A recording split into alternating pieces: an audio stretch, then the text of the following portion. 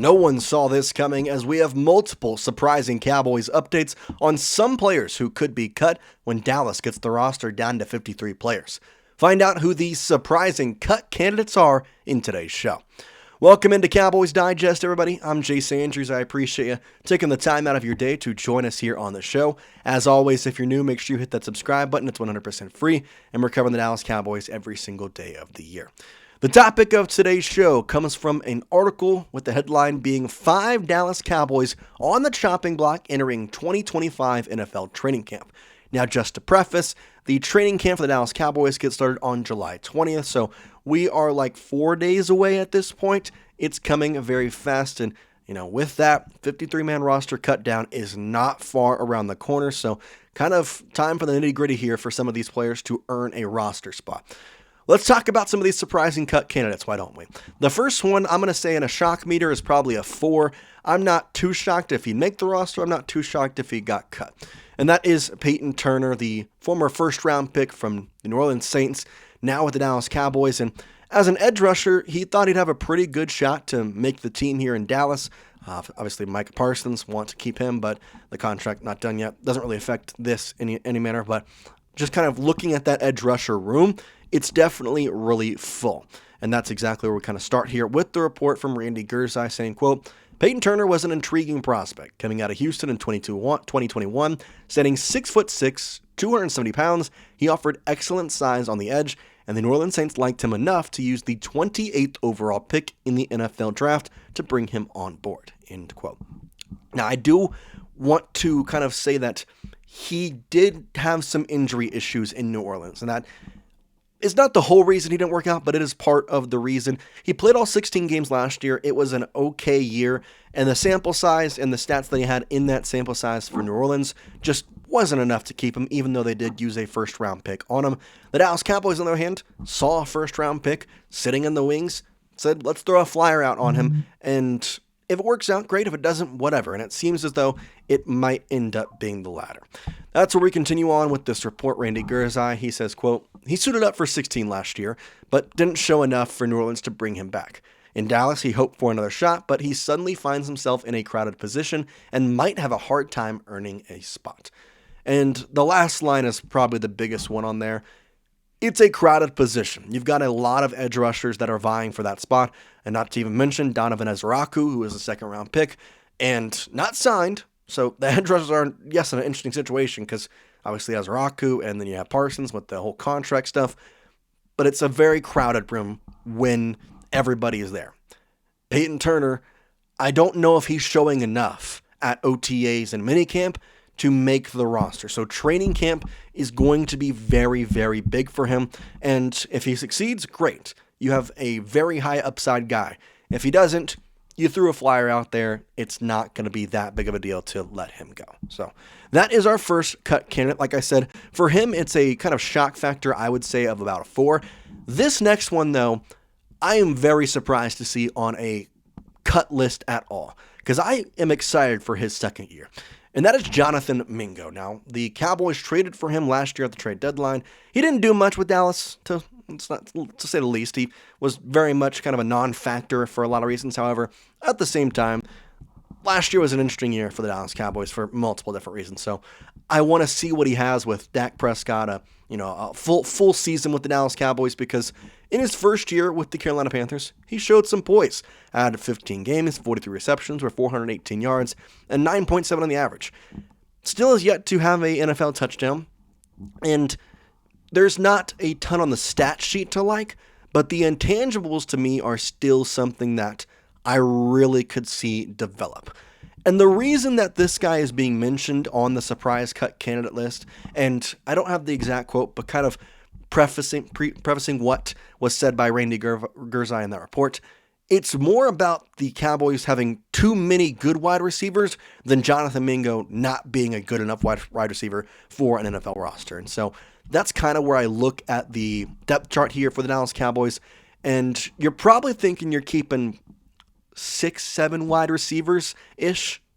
And you have CeeDee Lamb, George Pickens, Jalen Tolbert, and Kevontae Turpin, who in my mind are locks in to make this roster. So then you got about 1 to 2 roster spots left for Jonathan Mingo, Jalen Brooks, Paris Campbell. I mean, there's a lot of very good wide receivers behind them. So who makes the cut? Because they could easily keep Jonathan Mingo and Jalen Brooks and then, put Paris Campbell or a couple other receivers. Trayshawn Holden, I think, is an interesting one as well. Could put them on a practice squad contract. But it's an interesting situation because you're going to have to pick a lot of running backs too, which we'll get to some surprising cut candidates from that room in just a moment. So I don't like the idea of cutting Jonathan Mingo. I would really like to see him on the roster and see what he can do. But I also want Jalen Brooks on the roster. And if they're only going to carry, 5 or 6, sometimes you can kind of get into a sticky situation. But I would say that would be a surprising thing for me if Jonathan Mingo, after the Cowboys traded for him, that he doesn't make the roster. So that's kind of my thoughts on that situation. So that is our surprising cut candidates there in that aspect. And for our next one, it's also a very interesting one. And it's a guy that the Cowboys actually signed this offseason.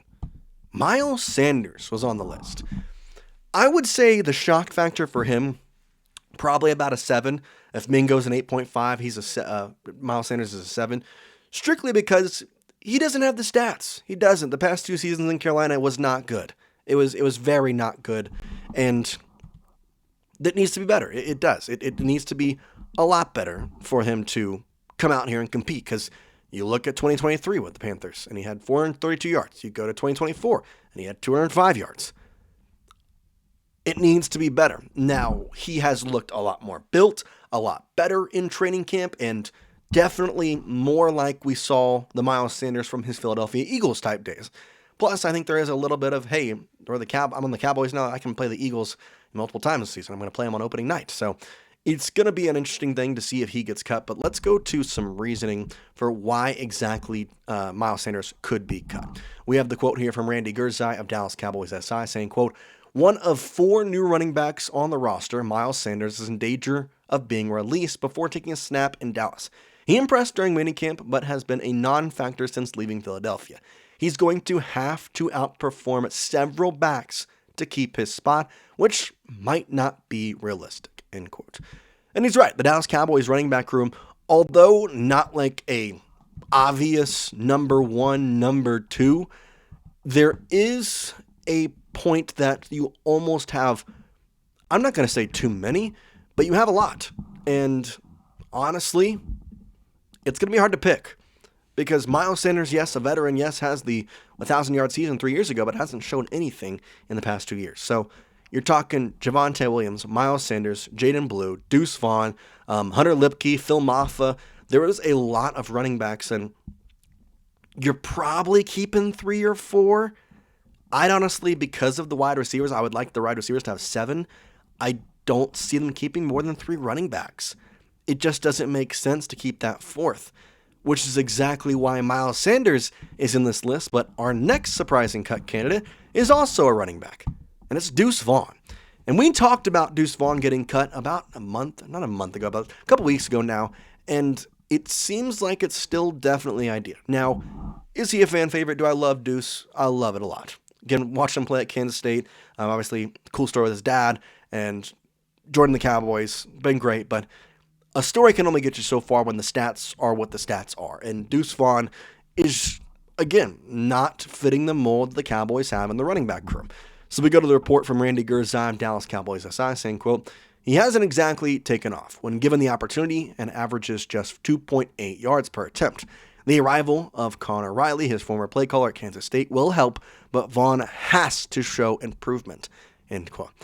And that's exactly why I thought this was a good time to do a video like this, because training camp is on the horizon, and people kind of don't realize how important training camp is for Dallas Cowboys, for any team in the NFL, for roster cutdowns. Because OTAs, minicamp, yeah, people are watching. There's a lot of stuff going on. You see the body improvement for the first time since February, but when you get to training camp, you're running plays, you're running drills, you're being inside the facility a lot. And that's when coaches, GMs, executives can finally sit down, watch, and look and say, okay, we are now a couple weeks away from the season starting, at least preseason. who is going to keep on this roster and who are we going to have to cut.